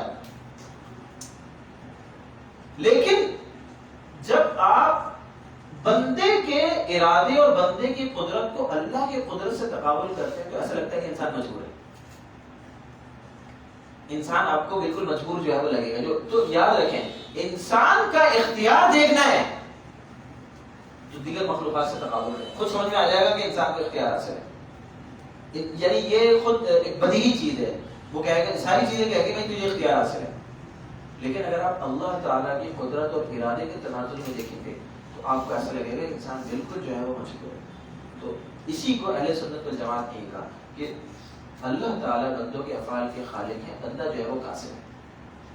یہ اصطلاح استعمال کی میں نے سورج کی مثال سے بتایا.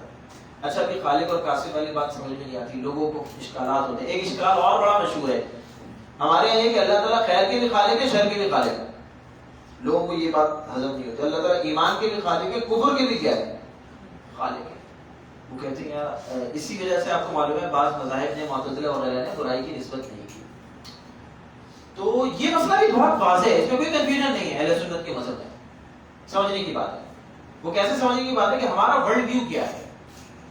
ورلڈ ویو ایک الگ مستقل چیپٹر ہے کہ ہمارا تصور کائنات کیا ہے. تو آپ کو معلوم ہے ہمارا ورلڈ ویو جو ہم نے شروع میں بیان بھی کیا اطاعت خداوندی والا، کہ ہمارے نزدیک تین چیزیں ہیں. ایک اللہ تبارک و تعالیٰ کے ساتھ، ایک پوری کائنات ہے، اور ایک انسان ہے. تین طریقہ ہے. اللہ تبارک و تعالیٰ نے یہ پوری کائنات، یہ سارے چرند پرند یہ جو بنائے ہیں یہ انسان کے لیے بنائے، متاع لکم ولانعامکم. لیکن انسان کو اس لیے بنایا ہے، اس کو پیپر دینے کے لیے بنایا. وہ پیپر دینے آئے گا. یہ ساری کلاس روم ہے، یہ پوری کائنات جو ہے وہ کلاس روم ہے. جیسے کلاس روم میں پین ہے، ساری چیزیں ہوتی ہے نا، یہ پوری کائنات کلاس روم ہے اور انسان پیپر دینے کے لیے آیا ہے. اللہ تعالیٰ پیپر لے رہے، یہ ہمارا ورلڈ ویو ہے. اچھا یہ بات واضح ہو تو بہت ساری کنفیوژن جو پیدا ہو رہی ہے، بہت ساری اشکالات سب ختم ہو جائے گا، ورلڈ ویو واضح ہو جائے. یہ واضح سا ورلڈ ویو. اب ذرا سمجھیں، آپ کیا پیپر ہوتا ہے؟ ہوتا ہے پیپر ہوتا ہے. ایم سی کیوز دیکھیں، اس میں ایم سی کیو سمجھتے ہیں نا، سوال لکھا ہوتا ہے، تین آپشن ہوتے ہیں. آپ اس میں جو صحیح ہے اس پہ کیا کریں، ٹک کریں. اچھا میں پھر یہ کروں، ڈبل اسٹینڈرڈ ہے ہمارے. ہم اپنی زندگی میں الگ اسٹینڈرڈ چلا رہے ہوتے ہیں، دین آتے ہیں تو ہمارے اسٹینڈرڈ تبدیل ہو جاتے ہیں. بھائی جو ہم اپنی زندگی میں چلا رہے ہیں وہی دین پہ لگا لیں، دین سمجھ میں آ جائے گا. پیپر میں مولانا نے پیپر میں کیا کیا کہ جو غلط والا تھا اس پہ لگ گیا. اب نمبر کٹ گئے، ظاہر بات ہے. اب یہ چیز ہے یار یہ کیسا ممتحن ہے، اس نے غلط بات کیوں لکھی ہوئی. اور یار پیپر تو ہو گئے اسی وقت نا، تو تین آپشن دیں گے. نمبر اس کی طرح کہ ٹک غلط لگایا ہے نا. اب کہہ رہے ہیں کہ اللہ تعالیٰ نے شک پیدا کیا. ابے بھائی اگر شک وہدیناہ النجدین یہی تو ہے, وہدیناہ النجدین یہی مطلب ہے ایکسیکیوشن دونوں ہم نے دیے. اب آپ یہ چاہ رہے تھے کہ سوال اور نیچے تینوں صحیح جواب ہو تاکہ جس میں بھی ٹک کرے وہ کیا ہو جائے. تو آپ پیپر کا مقصد نہیں سمجھ رہے. آپ یہی نہیں سمجھے کہ ہم پیپر دے رہے ہیں, آپ یہ سمجھ رہے ہیں کہ ہم گھر میں بیٹھے ہیں. لہٰذا آپ کا ورلڈ ویو اگر کلیئر ہو جائے نا تو یہ خلق اور کسب کا مسئلہ ہے. وہ اگر وہ کلامی اصطلاحات میں جاؤں تو وہ شاید دقیق ہو جائیں, لیکن یہ بہت ہی میں نے ایسے سمجھایا کہ یہ عام آدمی کو بھی یہ کہتے ہیں نا اللہ تعالیٰ خالق بندہ کاسب ہے, لوگوں سمجھنے کے لیے کیا مسئلہ ہے. یعنی یہ جو ہے وہ عام آدمی نہیں سمجھ پاتا. بھائی بہت آسان سی بات ہے کہ بھائی پیپر جب ہوتا ہے تو اس میں غلط بھی لکھیں گے تو امتحان ہوگا نا.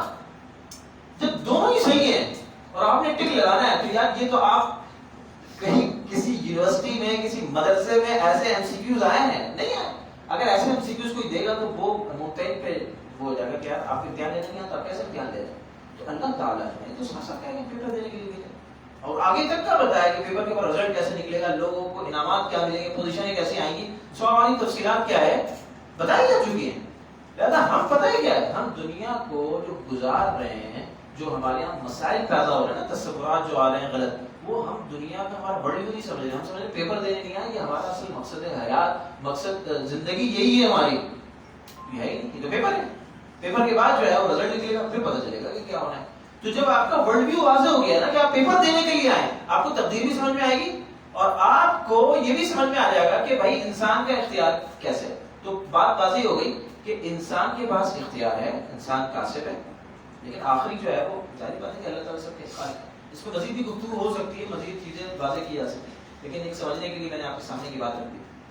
تو خلاصے کرایا ہے کہ انسان کے پاس اختیار ہے لیکن ناقص اختیار ہے. محدود کیا ہے؟ اختیار. انسان کے پاس کلی اختیار نہیں. جو کہتے ہیں نا اللہ تعالیٰ خالق ہے, یعنی اللہ تعالیٰ کے پاس کلی اختیار ہے اور بندہ کاسب ہے, یعنی بندہ کے پاس تھوڑا سا اختیار اللہ تعالیٰ نے دیا. اب اس میں بھی لوگ کھڑے ہو جاتے ہیں اشکال کرنے کہ بھائی بندے کے پاس جب اختیار ناقص ہے تو اس ناقص اختیار کی بنیاد پہ جزا اور قضا کیسے ہے اور اس پہ جہنم کیسے ملے گی. یہ بھی لوگ بہت چوڑے ہو گئے نا اشکال کرتے ہیں. حضرت نانوتوی صاحب رحمۃ اللہ علیہ نے بھی اس کے دادی صاحب کاندیلوی صاحب نے بڑے پیارے انداز سے سمجھایا ہے اس کو میں ذرا اپنی تھوڑا سا چینج کر کے آپ کو بیان کر رہا ہوں, اپڈیٹ کر کے اس کے سال کو بتا رہا ہوں. کہ یہ کہتے ہیں نا ارادہ بڑا ناقص ہے, انسان کی قدرت ناقص مانتے ہیں نا, اس لیے ہم یہ یاد رکھیے گا کہ بندوں کے تمام افعال میں اصل تاثیر اللہ تعالیٰ کی ہے. اللہ تعالیٰ کو کہنا اللہ تعالیٰ خالق ہے, تاثیر اصل کس کی ہے؟ بندے کی تاثیر نہیں. تو بندے کا اختیار ناقص ہے, قدرت کیا ہے؟ ناقص ہے. تو اس پہ لوگ چوڑے ہو جاتے ہیں کہ یار یہ تو بندے کے ساتھ جو ہے وہ دھوکا ہو گیا, ناقص اختیار پہ جہنم میں بھیج رہے ہیں. تو حضرت نے جو مثال دی میں اس کو تھوڑا اپڈیٹ کر کے بتا رہا ہوں کہ موبائل ہے, موبائل آپ کا جو موبائل ہے اس میں چھوٹے موبائل ہوتے ہیں نا, اس جیسے یہ چھوٹا موبائل ہے, اب اس میں بیٹری بھی چھوٹی لگی ہوئی ہے نا. کوئی کہے کہ یار وہ بڑے والے موبائل کی نا اس پہ لگا دو تو زیادہ چل جائے گا. کوئی کہے کہ بیٹری اتنی بڑی ہوگی یہاں سے چورنگی تک دیکھی گا, یہ چورنگی تو ابھی کتنے دن چلتا ہے؟ 3 دن چلتی ہے, اتنی ہوگی نا تو 3 سال چلے گی اتنی. تو میرے بھائی آپ کیا کہیں گے, بھائی جب سب چیزیں چھوٹی ہیں نا تو بیٹری بھی کیا لگے گی. آپ کہہ رہے ہیں کہ انسان میں اختیار اور قدرت جو ہونی چاہیے وہ کامل ہونی چاہیے, محدود نہیں چاہیے. صحیح لگا دیتے ہیں آپ کا. آپ کا دیکھنا کیسا ہے ذرا یہ تو بتائیں پہلے آپ کی مطلب بیٹری لگانے سے پہلے موبائل چیک کریں گے موبائل کون سا ہے. بھائی دیکھتے کتنا ہو, دیوار سے آگے دیکھ سکتے ہو نہیں, کیوں محدود کیوں ہے دیکھنا تمہارا. سنتے کتنا ہو آگے بس تھوڑا سا دیوار سے آگے, اور اچھا 10 کلومیٹر آگے کا نہیں سن سکتے نہیں. کتنا بول سکتے ہو, کتنا جاگ سکتے ہو. او یار نہ تمہارا دیکھنا جو ہے وہ غیر محدود ہے نہ تمہارا سننا غیر محدود ہے. تم کہہ رہے ہو قدرت جو ہے غیر محدود دے دو, تھوڑی اپنی شکل دیکھو, شکل دیکھو. یعنی سارے پارٹس تمہارے لگے ہوئے محدود. تم پہاڑ کے اندر کا دیکھ سکتے ہو اپنی آنکھ سے نہیں, آنکھ سے آپ جو ہے وہ نہیں دیکھ سکتے. تم اپنی آنکھ سے اور کیا کیا دیکھ سکتے ہو, کان سے کتنا سن سکتے ہو, چل کتنا سکتے ہو, جاگ کتنا سکتے ہو. اچھا یہ چھوڑو زندہ کتنا رہ سکتے ہو. تمہاری زندگی محدود، تمہارا دیکھنا محدود، تمہارا چلنا محدود، تمہارا تو بغیر کھانے کے رہ سکتے ہو نہیں، تمہارا سننا محدود، تمہارے سارے پرزے محدود لگے ہوئے، تمہیں بیٹری جو لگے گی نا ارادہ قدرت والی کو بھی محدود لگے گی. اب بڑی ایسی بات ہے. بالکل حضرت نے حضرت کے دل میں کرام بڑا عجیب ہے. حضرت بالکل انسان کو کھڑا کر کے رکھ دیتے ہیں. دیکھو کیا جواب دو گے. تو ہمارا خلاصہ کلام یہ ہو گیا کہ بندے کی یہ کسب اور خلق کو میں نے مختلف زاویوں سے آپ کو سمجھا دیا کہ کوئی اشکال ہوتا ہی نہیں. بندے کو اللہ تعالیٰ نے اختیار دیا ہے اور ظاہری بات ہے وہ لمیٹڈ جو ہے وہ اختیار. اچھا ایک اور بحث اور اشکالات ہمارے یہاں جو کیے جاتے ہیں، میں اس تناظر میں بات کروں فائل والی دار ہے کہ اللہ تعالیٰ انسانوں کو جہنم میں بھیجیں گے. اللہ تعالیٰ کو اس سے کیا فائدہ ہے؟ کیوں ہمیں عذاب دیں گے؟ آج کل ایسے معصومانہ اشکال. اللہ تعالیٰ جہنم کیوں بنائی؟ اللہ تعالیٰ تو بہت کیا ہے، اللہ تعالیٰ تو رحیم ہے، تو اللہ تعالیٰ قہار نہیں ہے بھائی. تو یہ تو غلط ہو گیا. جب اللہ تعالیٰ کو ہمیں عذاب دے کے سکون ملے گا کیا؟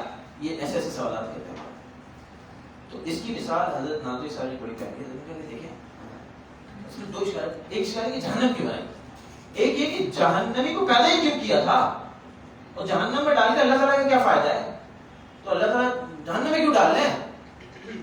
اور قرآن مجید کی آیتوں سے تو پتہ چلتا ہے کہ جہنم کے لیے سلیکٹڈ لوگوں کو بنایا گیا ہے، جنت کے لیے الگ بنایا گیا.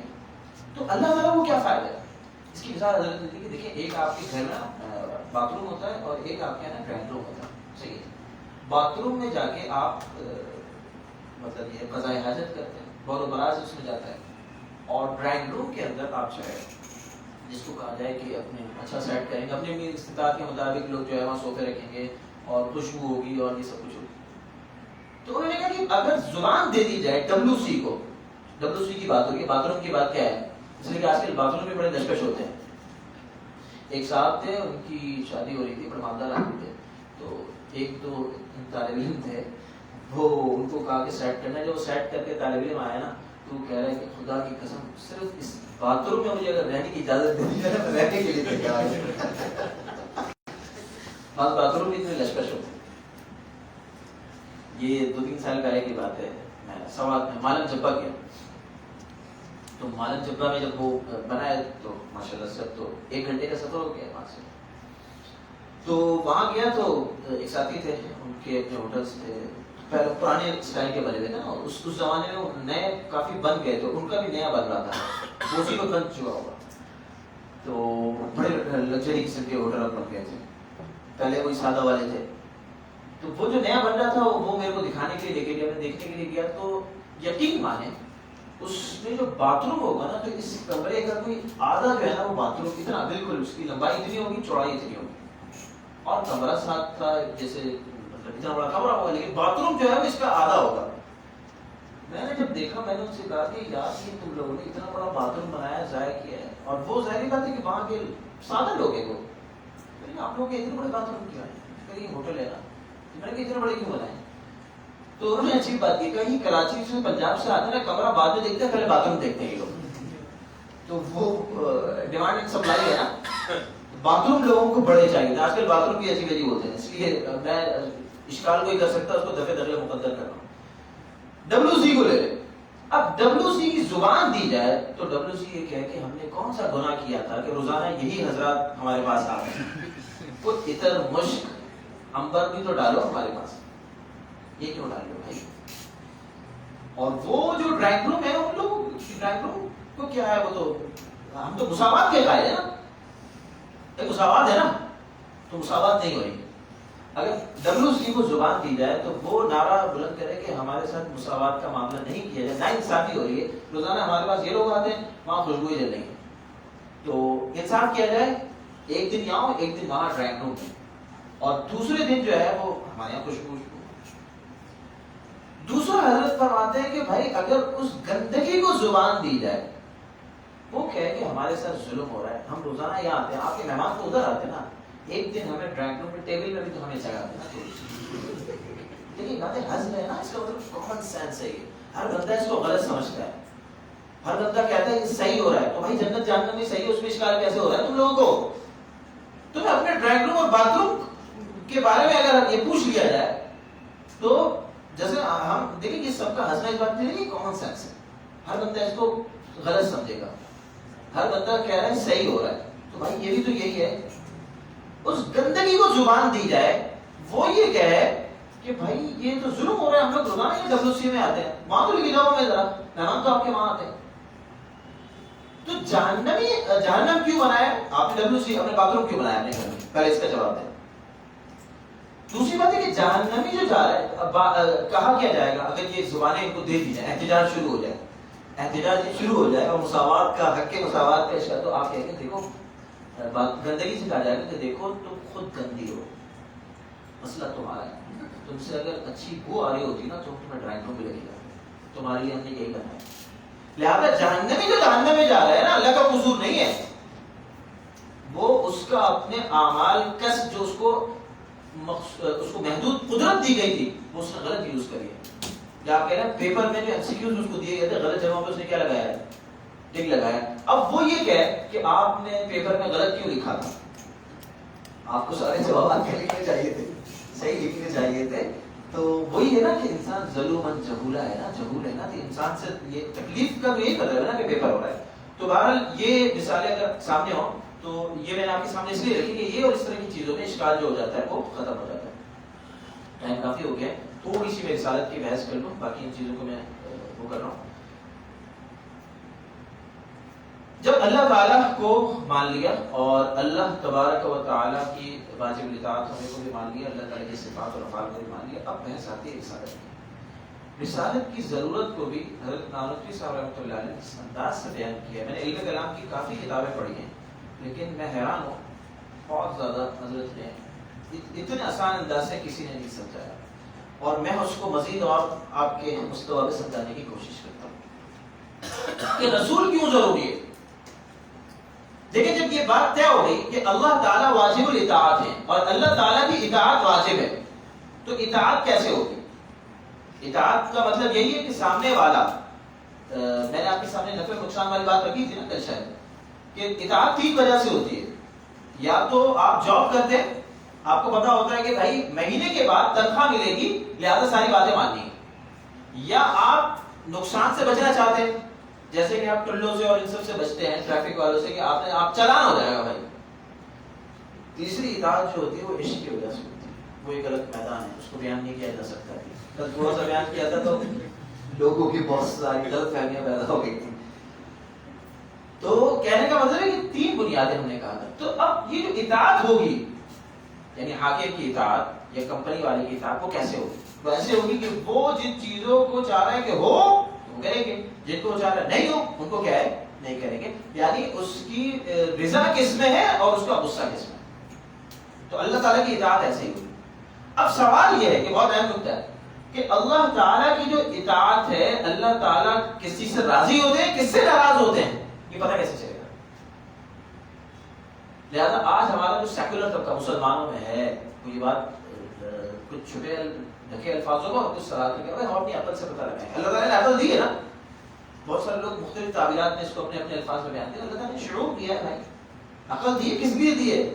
عقل اس لیے استعمال کرو، یہ صحیح ہے یہ غلط ہے. یعنی صحیح اور غلط وہی لائن والی بات ہو گئی نا، کہ یہ صحیح ہے یہ کیا ہے، اس کو طے کون کرے گا؟ اللہ نے عقل دی ہے، شعور دیا ہے تمہیں. لہذا اپنی عقل کی کیا مولویوں کے چکر میں پڑے گا، ملاؤں کو چھوڑو.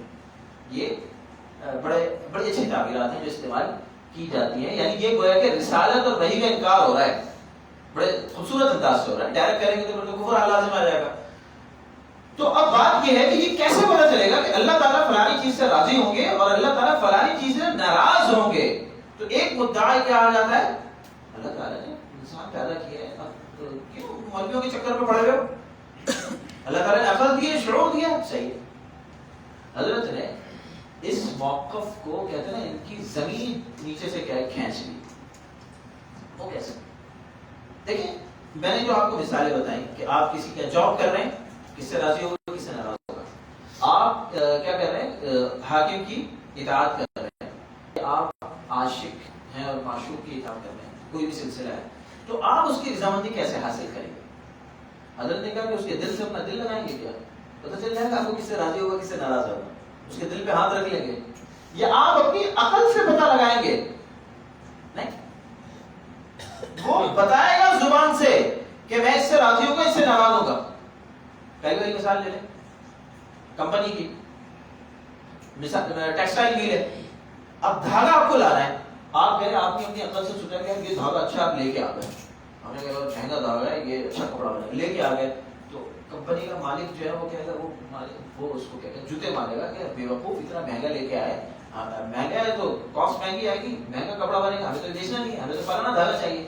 یعنی وہ نس کرے گا شریف، وہ بتائے گا اپنے منہ سے بتائے گا کہ مجھے ہمیں فلانا دھاگا چاہیے. جو اگر کمپنی وغیرہ سے متعلق ہے ان کو بتاؤ گا مختلف ڈپارٹ ہوتے ہیں، سیلز کا ڈپارٹ ہوگا، پرچیز کا ہوگا. تو جو پرچیز کا ڈپارٹ ہوگا نا، جو اس کا ہیڈ ہوگا، اس سے پوچھے گا وہ کیا دھاگا کون سا لانا ہے. اپنی عقل سے لے کے آ گیا، قابل قبول نہیں ہوگا. وہ پرچیز ڈپارٹ کے جو بھی مینیجر ہوگا اس سے پوچھے گا کہ بھائی دھاگا کون سا لانا ہے. یہ میں نے آپ کو ایک مثال دی. آپ کسی بھی کمپنی کا رول دیکھ لیں یہی ہوگا کہ بھائی وہ اس کو بتائے گا، یا تو لکھ کے بتائے گا یا زبانی بتائے گا. وہ کہے گا نہیں یار اللہ نے عقل دی ہے، اپنی عقل سے. عقل یہاں پر کیا ہے نہیں چلے گی، صحیح نس چاہیے ہوگا. ایسے ہی آپ دوسری مثال لے لیں حاکم کی. مثال کے طور پہ قوانین آپ کو کیسے پتہ چلیں گے؟ بلکہ وہ آگے بتائے جائیں گے آپ کو، وہ حاکم خود بتائے گا، اپنی زبان سے بتائے گا، اس کا کوئی نمائندہ جو ہے بتائے گا. آپ کہیں گے میں اپنے عقل اللہ نے دی بھائی، عقل استعمال کرو. جیسے آج کل حالات خراب ہیں، آپ کہیں گے جیسے ٹلہ کھڑا ہوا ہو اور ڈبل سواری بھی جا رہا ہے، پکڑ لیں گے بھائی ڈبل سواری کو پابندی ہے. کہہ رہے ہیں بھائی ایسا تو کوئی ہم نے نوٹیفیکیشن نہیں سنا. کہہ رہے ہیں عقل کا تقاضا یہ کہ پابندی ہونی چاہیے، حالات صحیح نہیں، اس لیے آپ لوگ کیوں جا رہے ہیں. چالان کاٹ دیا اس نے. تو وہ اپنی عقل سے چالان نہیں کاٹے گا. وہ چالان کب کاٹے گا؟ پیچھے سے کیا آئے گا؟ نس آئے گا. آپ شاید میری بات سمجھ رہے ہوں گے. حاکم کی طرف سے نس آئے گا اور کمپنی کی طرف سے نس آئے. بلکہ اس کو چھوڑیں، میں تھوڑا سا اور آپ کو قریب لے کے آتا ہوں. عشق پہ آ جائے نا ذرا، وہ بات ذرا زیادہ سمجھ میں آتی ہے.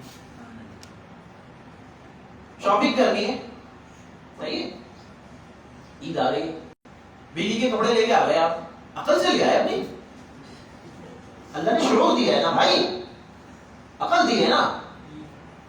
آپ نے کہا کہ یہ بہت زبردست کپڑے ہیں، اچھے کپڑے ہیں، شاپنگ بیگم کی کر کے لے آئے. چپل بہت اچھی ہے، سینڈل بہت اچھی ہے، لے کے آ گئے. بولا نا وہ سینڈل جو ہے نا آپ کے سر پر پڑے گی، سر پر پڑے گی. وہ بیگم نے کہہ دینا کہ یہ تو کپڑے جو ہے وہ فلانے نے پہن لیے تھے، اب تو شادی میں ہم کیسے پہن لیں گے، یہ تو ان کے یہاں شجر ممنوع ہے خواتین کے. اور یہ سینڈل تو جو ہے وہ آپ ہیل والی لیا ہے، وہ کہہ رہے ہیں ہیل والی پہنتی نہیں ہوں. آپ بغیر ہیل کی لیا ہے، وہ کہہ رہے ہیں ہیل والی پہننی، یہ کلر میچ نہیں کر رہا ہے، چوڑیوں کا یہ میچ نہیں کر رہا ہے، فلانا نہیں کر رہا ہے. اور یہ تو نیو ارائیول کے نہیں ہے، یہ تو پرانے آپ اٹھا کے لیا ہے، ہمیں تو نیو ارائیول سے لینا ہے. یہ جو شادی شدہ لوگ ہیں میری بات سمجھ رہے ہوں گے. اس لیے آج کل مرد کہتے ہیں یہ لو پیسے یار خود لے کے آؤ. نہیں سمجھ میں آئی بات؟ مولانا میں اور آگے بڑھ کے آپ کو لے کے جا رہا ہوں. یہ سمجھے بہت کامن سینس کی بات ہے. آپ بیوی کے کپڑے جو ہے نا اپنی عقل اور شعور سے نہیں خریدتے، نس سے صحیح ہوگا. یا تو ہاتھ میں کپڑے پیسے پکڑا دیں لے کے جائیں گے، یہ صحیح ہے. نس سے صحیح بیگم کا آئے گا. ابھی تم نے اللہ کو بیگم سے بھی نیچے سمجھ لیا. میں آپ کو کہہ رہا ہوں اس سے آپ تھوڑا آگے جائیں. ہم زندگی کیا گزار رہے ہیں اور شریعت کو کس طرح لے رہے ہیں دین کو.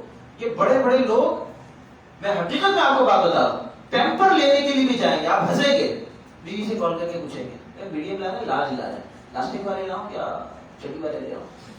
اچھا بونا پاپا ختم ہو گیا ہے، کون سے والے لے آؤں؟ ابھی بیوقوفوں جو پیمپر بھی پوچھ کے نہیں خریدتے ہو، اپنی عقل سے تم پیمپر نہیں خرید سکتے. تم کہہ رہے ہو دین ہم اپنی عقل سے سمجھ لیں گے.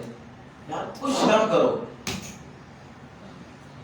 دوسرا بندہ راضی کیسے ہوگا، ناراض کیسے ہوگا، اس کا نسل ضروری ہے. کوئی دنیا میں کہیں ہوگا ہی نہیں ایسا. میں آپ کو کہہ رہا ہوں نا، یہ جو لوگ پیمپر بھی بیگم سے فون پہ پوچھتے ہیں، اور دودھ جو ہے لیکٹوجین لانا ہے کون سا لانا ہے، اس لیے کہ اب تو محاورے بھی ہمارے یہاں تبدیل ہو گئے نا. پہلے ہمارے یہاں جو ہے نا، ہم لوگوں کا جو بچپن تھا، یہ 90 کے قریب کی شاید بات ہوگی، تو اس وقت ہوتا تھا یار یہ میرا لنگوٹیا یار ہے. اس وقت محاورہ کیا ہوتا تھا، لنگوٹ پہنتے تھے بچے. پھر اس کے بعد جب ہم لوگ بڑے ہوئے تو اب ہمارے یہاں بہت سارے دوست کہتے ہیں یہ میرا چٹی فرینڈ ہے. اس وقت چٹی آ گئی پھر نا، چٹی فرینڈ ہو گئے. اچھا اب محاورہ اور تبدیل ہو گیا. وہ کیسے کہتے ہیں چٹی فرینڈ؟ آپ کہتے ہیں پیپر فرینڈ. اردو کے محاورے بھی کیا ہو رہے ہیں؟ پہلے ہمارے یہاں یہ کہتے تھے کہ بھائی ماں کا دودھ پیا تو بول کے دکھاؤ. اب ماں کا دودھ پینے والے تو عنقا ہیں, وہ کہتے ہیں ڈبے کا دودھ پی رہا ہے تو بول کے دکھاؤ. لیکٹوجین پیا تو بول کے دکھاؤ. محاوروں کو کیا کریں گے؟ اب تو بھائی یہ تو ماشاءاللہ سے زبردست علاقہ ہے. مجھے نہیں معلوم کہ آپ لوگ کس مستوی کے لوگ بیٹھے ہیں, اچھے خاصے لوگ بیٹھے ہیں یہاں پر. تو اب تو یہ مڈل کلاس, تھرڈ کلاس میں بھی جو ہے وہ کون سی چیز ہے کہ وہ جو ہے وہ بچہ جو ہے وہ ماشاءاللہ, یعنی ابھی تو کوئی بچہ ایسا جس نے ماں کا دودھ پیا اور شہری علاقوں میں تو بڑا اعزاز ہے اس کے لیے. اور 2 سال کی مدت رضاعت میں جو خواتین سن رہی ہیں تو وہ بھی ان کے لیے یہ ہے کہ یہ کوئی مذاق کی بات نہیں ہے. یہ اصل میں ہمارا کلچر کا تہذیب تھی. اور میں یقین مانے آپ کو بتاؤں, ڈاکٹر آخر میں یہی کہے گا جتنا مہنگا دودھ سب کچھ پلا دیں اور کوئی دوائی کھلا دیں, ماں کے جو دودھ کا جو ایک قطرہ ہے نا اس کا مقابلہ کوئی نہیں کر سکتا. ماں کے دودھ سے جو غذائیت ملے گی وہ کسی اور چیز سے کیا اس کو نہیں ملے گی. تو عورتوں کو یہ ہمت کرنی چاہیے.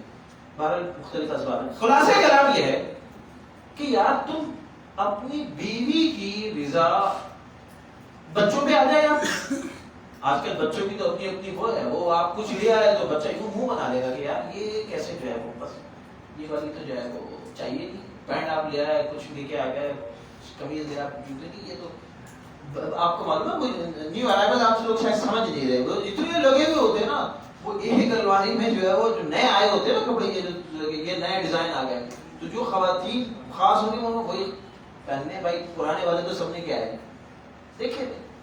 اور پھر ہائی کلاس میں چلے جائیں تو وہ پھر برانڈ ہوتے ہیں کہ بھائی وہ مالیہ پی کے پہنیں گے, باقی دوسرے کے تو کیا ہے پہنیں گے. سمجھ میں آئی بات. ان کے عام بھی جو ہے, میں ایک مرتبہ ویسی غلطی سے چلے گیا وہاں پر, ایسے ہی جو ہے وہ جس کو کہا جائے کہ معمولی سا لان کا کپڑا مجھے پسند آ گیا کہ 16,000 روپے کا, کرنٹ لگ گیا, رکھ دیا, واپس آ گیا. سمجھ میں آئی بات. باہر آ تو بہرحال یہ بتانے کا مطلب یہ کہ جو باہر کے لوگ ہیں کہ جو چڑھ چڑھ کے کہہ رہے ہوتے ہیں کہ بھائی عقل دی ہے نا, شعور دیا ہے. ابے پیپر خریدتے وقت تمہارا شعور ختم ہو گیا تھا, کپڑے خریدتے وقت شعور ختم ہو گیا تھا. تو خلاصہ کلام اس بات کا یہ ہے کہ ہم کسی کی رضا کو جو معلوم کرتے ہیں نا وہ اپنی عقل سے نہیں کرتے, کسی کی ناراضگی کو اپنی عقل سے معلوم نہیں کرتے, بلکہ اس طریقے سے جو ہے وہ معلوم کرتے ہیں. تو یہ رسالت کی بنیاد ہے. اس کے بعد رسالت پہ بھی طویل گفتگو ہے, کیونکہ چونکہ وقت کافی ہو گیا ہے. انشاءاللہ کبھی دوبارہ نشست ہوگی تو ان چیزوں پہ بھی گفتگو کریں گے. وآخر دعوانا الحمدللہ رب العالمین.